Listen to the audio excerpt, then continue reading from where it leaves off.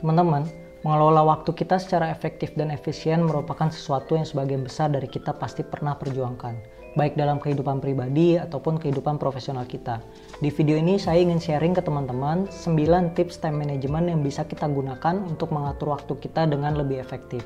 9 tips time management ini saya coba gunakan untuk mengelola waktu dalam melakukan pekerjaan saya, menjalankan dan menyelesaikan personal project seperti membangun YouTube channel, membangun Instagram, membangun side bisnis, dan juga untuk salah satu hal yang sangat penting bagi saya, yaitu membangun bonding dengan keluarga. Oke, yang pertama, we control our time. Saya ingat dulu saya sering banget mengeluh dan merasa nggak ada waktu untuk 1-2 hal yang kepikiran dan sepintas ingin saya lakuin, dan akhirnya benar-benar nggak saya lakuin. Sampai di satu titik akhirnya saya menyadari hal itu memang sebenarnya bukan prioritas untuk saya kerjain di waktu tersebut, karena ada hal lain yang lebih urgent dan penting untuk dikerjakan. Jadi bukan karena saya nggak punya waktu untuk mengerjakannya saat itu. Terkadang kita masih sering mengeluh dan terbiasa mengatakan nggak ada waktu untuk 1-2 hal yang mau kita lakukan. Padahal sebenarnya bukan kita nggak punya waktu untuk melakukan hal-hal tersebut, tapi lebih tepatnya kita nggak memprioritaskan hal tersebut untuk kita lakukan saat ini. Di kehidupan yang super sibuk ini, banyak sekali hal yang terjadi di luar dari kendali kita, teman-teman, yang membuat kita terkadang nggak sadar bahwa kita punya kontrol penuh terhadap waktu yang kita miliki. Contoh hal yang di luar kendali kita bisa seperti request pekerjaan dari rekan kerja di saat kita juga sedang mengerjakan kerjaan kita, ajakan hangout dari teman kuliah di saat kita ingin mengerjakan atau menyelesaikan tugas perkuliahan kita, atau bahkan postingan atau konten orang lain yang lewat di sosial media kita, yang membuat kita jadi menghabiskan banyak waktu untuk melihat postingannya tersebut. Padahal, dengan menyadari secara penuh waktu yang kita miliki, kita bisa memilih hal apa yang mau kita prioritaskan di waktu yang kita inginkan. Bisa saja kita mengesampingkan request dari rekan kerja kita dulu, lalu selesaikan pekerjaan yang sedang kita kerjakan. Atau menolak ajakan teman untuk hangout dan selesaikan tugas kita terlebih dahulu. Atau mungkin menentukan waktu khusus dan berapa lama waktu yang mau kita habiskan untuk scrolling sosial media. Kita bisa kontrol untuk waktu yang kita miliki dengan benar-benar menyadari slot waktu yang kita punya, dan menentukan prioritas hal apa yang mau dikerjakan dan menentukan waktu mengerjakannya, serta tidak mengerjakan hal lain jika satu hal tersebut belum selesai kita lakukan, teman-teman. Waktu yang kita miliki sebenarnya cukup, teman-teman, untuk melakukan banyak hal. Kita bisa mulai dari audit waktu yang biasa kita habiskan dengan menuliskan apa saja yang kita lakukan selama 1 hari penuh, melihat apakah ada waktu yang terbuang cukup banyak untuk 1 atau 2 hal, sehingga kita bisa mempersingkat lagi waktu untuk hal tersebut. Atau mungkin jika kita merasa ingin melakukan sesuatu seperti melakukan project baru atau memulai habit baru, tapi merasa hari-hari kita sudah cukup padat, kita bisa mereview lagi hal-hal yang kita lakukan setiap hari dan mengeliminasi atau menghilangkan hal yang kurang penting atau kurang prioritas, lalu menggantinya dengan hal baru yang mau kita lakukan. Agar lebih efektif menggunakan waktu, kita bisa membagi waktu harian kita menjadi per 30 menit atau 1 jam. Dengan seperti ini, kita bisa melihat di mana waktu kosong kita untuk kita sisipkan hal-hal yang mau kita lakukan untuk goal atau hal baru yang ingin kita capai. Kedua, The 12-Week Year. Konsep The 12-Week Year saya adopsi dari buku The 12-Week Year karya Brian P. Moran dan Michael Lennington. Inti dari konsep time management satu ini yaitu bagaimana melakukan yang terbaik dan mencapai hasil yang kita inginkan dengan menerapkan urgensi serta eksekusi dari action plan mingguan selama 12 minggu berdasarkan goal yang sudah ditetapkan. Konsep The 12-Week Year mengubah mindset serta konsep dari eksekusi action plan dalam mencapai goal, yang umumnya target eksekusi action plan dilakukan selama 12 bulan atau target tahunan, diubah menjadi target yang dieksekusi selama 12 minggu. Basically, kita memulainya dengan memilih 2-3 goal yang ingin kita capai dan memberikan fokus penuh terhadap goal yang kita pilih tersebut untuk kita capai hanya dalam kurun waktu 12 minggu. Dan setiap 12 minggu kita diperbolehkan menentukan goal yang berbeda. Setelah kita menentukan goal, kita tuliskan action apa yang akan kita lakukan untuk bisa mencapai goal tersebut dan membagi eksekusi dari action plan tersebut ke dalam setiap minggu selama 12 minggu. Contoh simpelnya, ketika saya punya goal untuk posting 12 video dalam 12 minggu, artinya saya akan posting 1 video per minggu. Jadi saya harus membagi dalam 1 minggu kapan saya harus riset ide, melakukan scripting, tag video, editing, dan schedule untuk publish videonya. Kalau kamu ingin punya juga buku ini, kamu bisa cek linknya di deskripsi di bawah ya. Ketiga, Daily Highlights. Konsep Daily Highlights saya dapatkan dari buku Make Time, karya Jack Knapp dan John Zeratsky. Idenya sangat simpel. Basically, kita memilih satu hal yang sangat penting setiap hari untuk kita selesaikan di hari tersebut. Dan ini satu-satunya hal yang harus kita lakukan dan wajib kita selesaikan pada hari itu, di luar dari hal-hal lain yang perlu kita kerjakan atau yang ada pada to-do listnya kita. Saya mulai coba implementasi daily highlight ini beberapa tahun ke belakang, walaupun terkadang saya juga ada lupa atau terlewat untuk menentukan daily highlight. Tapi menariknya ketika di satu hari saya tentukan daily highlight, maka hal yang saya tentukan untuk diselesaikan saat itu benar-benar selesai. Dan saya sangat puas karena satu task penting berhasil diselesaikan hari itu, walaupun ada hal lain yang perlu dilakukan lagi di hari tersebut.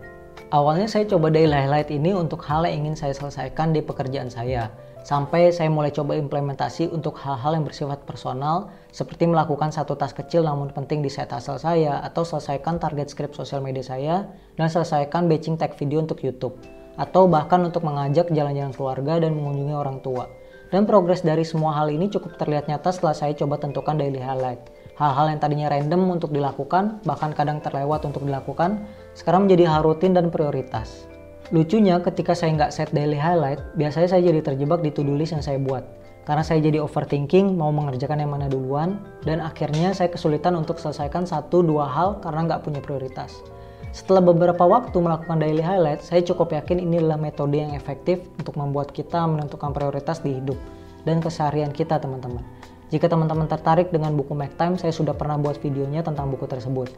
Teman-teman bisa klik link videonya di akhir video ini. Keempat, to-do list. Mungkin kamu sudah terbiasa membuat to-do list, namun buat kamu yang belum pernah membuat to-do list adalah daftar atau list hal-hal yang mau kita lakukan atau kerjakan. Biasanya saya menuliskan to-do list di selembar kertas kecil atau notes. Tapi jika saya kepikiran sesuatu yang ingin saya kerjakan dan sifatnya nggak urgent, saya tuliskan ke dalam Notion dan masukkan ke dalam kategori goal saya. Baiknya to-do list ini diturunkan dari 12 week year goal-nya kita. Jadi per 12 minggu di setiap project atau goal yang ingin dicapai, saya buatkan to-do list-nya atau action plan per minggunya. Tips khusus terkait to-do list ini yaitu pilih 1-3 to-do list setiap hari. Jangan terlalu banyak dan sampai membuat overwhelm atau overthinking untuk mengerjakannya. 1-3 hal untuk di-achieve setiap hari sudah cukup. Tapi jika menurut kamu hal yang mau kamu kerjain terlalu ringan atau cepat untuk diselesaikan, kamu bisa tambah hingga 5 to-do list.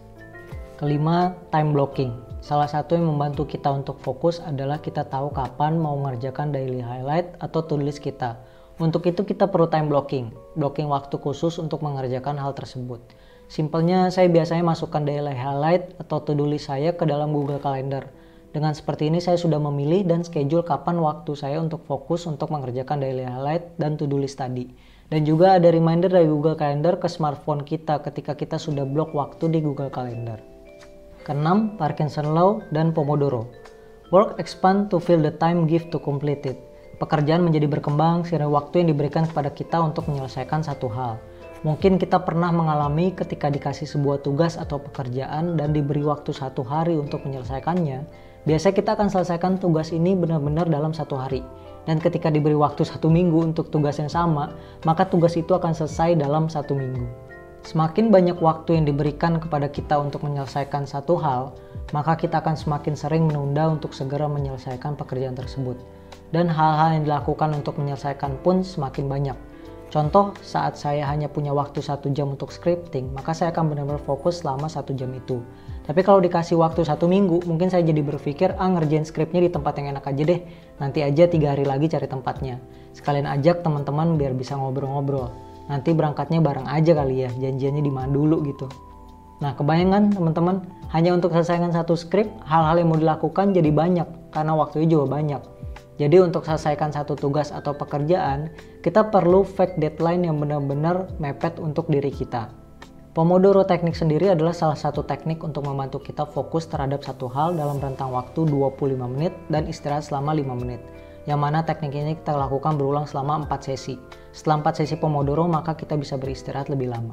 Pomodoro ini sangat membantu agar kita bisa mulai men-trigger fokus. Dengan setting 25 menit untuk mengerjakan tugas, kita jadi bisa merasakan urgensi untuk segera selesaikan tugas tersebut. Biasanya saya gunakan satu aplikasi bernama Forest untuk membantu sesi Pomodoro ini. Dengan aplikasi Forest, ketika saya mengerjakan tugas atau pekerjaan, saya bisa melihat berapa lama lagi waktu yang saya punya di aplikasi Forest ini. Ini membuat saya termotivasi untuk cepat-cepat selesaikan tugasnya. Ketujuh, delegation. Satu hal penting yang cukup membantu saya agar tetap bisa memikirkan dan mengeksekusi banyak hal, seperti tetap bisa perform dengan baik di pekerjaan, bisa membangun side hustle atau bisnis sampingan, sampai bisa tetap berkarya di sosial media seperti membuat video YouTube ini, yaitu delegasi. Mungkin saya nggak bisa kerjain semua hal yang ingin saya capai jika saya kerjakan hal ini sendirian, tanpa mendelegasikan hal-hal yang penting dan menyita banyak waktu. Contohnya saat membangun side hustle seperti menjual produk digital di Etsy, saya percayakan hal penting seperti desain produknya ke partner saya yang lebih expert di desain. Jadi saya bisa fokus ke research produknya aja. Dan seperti membangun channel YouTube ini, saya percayakan video editingnya ke mas editor yang sudah profesional dalam menggunakan tools video editornya. Dengan seperti ini, banyak hal yang ingin saya lakukan pada akhirnya benar-benar bisa saya lakukan. Ada sebuah pepatah Afrika teman-teman. If you want to go fast, go alone. If you want to go far, go together. Nggak semua hal bisa kita lakukan sendiri. Kita butuh support dari orang lain, terutama untuk mengisi kekurangan diri kita. Untuk itu diperlukan delegasi, yang mana kita perlu mempercayakan hal-hal seperti hal yang tidak bisa kita lakukan atau membuat kita kesulitan saat melakukannya, atau menyita banyak waktu dan hasilnya tidak maksimal ketika kita kerjakan sendiri. Delegasikan ini kepada orang lain yang lebih memahami atau lebih mengerti daripada kita. Kita perlu menerima kekurangan diri kita, lalu menyadari penghambat langkah kita, kemudian mencari solusi dengan mendelegasikannya ke orang lain agar kita tetap bisa melangkah dan meraih yang ingin kita capai. Jika teman-teman belum bisa untuk meng-hire seseorang untuk membantu kesulitannya teman-teman bisa mencari partner atau teman untuk diajak bekerja sama dalam mencapai sesuatu yang ingin teman-teman raih. Carilah partner yang memiliki visi dan misi yang sama dan bisa mengisi kekurangannya teman-teman. Kedelapan, automatic schedule. Satu hal yang sangat membantu saya dalam hal mengelola waktu itu adalah automatic schedule. Dan sudah saya coba implementasi di pekerjaan utama, di bisnis digital produk yang saya bangun, dan juga konten sosial media. Beberapa tahun ke belakang saya coba implementasi job scheduler untuk hal kecil yang bersifat rutin namun krusial jika terlewat di pekerjaan saya. Setting iklan otomatis di platform digital bisnis agar saya tidak perlu terlalu sering posting organik konten untuk marketing, dan juga schedule posting konten di sosial media. Automatic scheduling ini membantu sekali untuk hal-hal yang mau kita lakukan dan bersifat berulang, serta menyita banyak waktu kita jika kita lakukan terus-menerus. Terakhir, yes or no. Dulu saya sering sekali bilang ya ke setiap ajakan atau tawaran yang datang. Tapi sekarang saya sudah menyadari bahwa ketika terlalu sering mengatakan ya untuk setiap ajakan yang datang dari orang lain, saya mungkin saja menghabiskan banyak waktu untuk hal yang sebenarnya bukan prioritas saya. Saat ini ketika ada ajakan atau tawaran yang datang, dan saya ragu untuk terlibat atau berpartisipasi dalam hal tersebut, secara default saya mengatakan tidak untuk hal tersebut. Namun jika saya excited ketika ajakan tersebut datang, dari awal saya akan mengatakan iya. Mungkin kamu juga pernah mengalami ketika kamu mau melakukan sesuatu untuk diri kamu, tiba-tiba kamu diajak teman untuk melakukan hal lain. Karena kamu gak enak untuk menolak, akhirnya kamu mengiyakan dan mengesampingkan hal prioritas yang mau kamu lakukan untuk diri kamu sendiri. Yang akhirnya timbul penyesalan setelahnya. Belajar untuk memutuskan iya atau tidak pada satu hal sangat perlu keberanian dan mengasah pemikiran kita. Kita perlu memikirkan hal baik dan buruk yang kita dapatkan saat memilih antara iya atau tidak. Tapi saya yakin mengatakan tidak untuk banyak hal di luar prioritas kita lebih baik daripada mengatakan ya untuk prioritasnya orang lain. Setelah mengimplementasikan 9 hal tadi, saya cukup menyadari adanya perubahan positif dalam hal produktivitas pada pekerjaan dan personal life saya. Hal-hal yang tadinya random untuk dikerjakan menjadi lebih terstruktur dan progres ke arah yang lebih baik menjadi lebih terlihat. Saya sangat berharap ada yang bisa teman-teman implementasikan dari 9 hal tadi dan juga membawa perubahan positif ke kehidupannya teman-teman, terutama dalam hal mengelola waktu atau time management. Semoga video ini bermanfaat. Seperti biasa, jika teman-teman tertarik dengan video lainnya, silahkan klik playlist di akhir video ini dan see you in next video.